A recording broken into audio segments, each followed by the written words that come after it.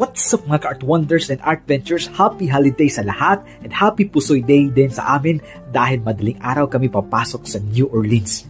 Magta-transit kami for about 10 hours papuntang Anchorage for the inspection of our cargo holds before berthing. Mukhang magtitirik din sila ng kandila dito sa puyatan dahil standby forward yan at standby engine kaya puyatan to the max. Inumaga na nga kami dito and our cargo hold is ready for inspection. Ito yung hot day at umakyat na nga yung mga surveyor para i-check yung bodega. At marami din itong barkong nakalinya dito. Agaw pansin din itong napakagandang bahay at napakalayo nito sa syudad. Kaya naman napakagandang ambience kapag nakatira ka dito. Sana all. 1 hour later.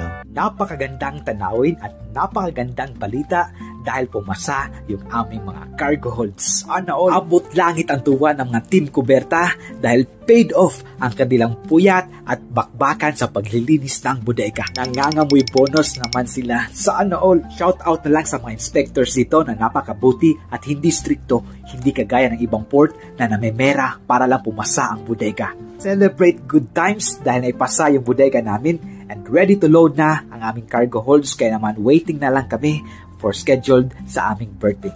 Hanggang dito na lang mga Art Ventures. Stay safe everyone. Bye!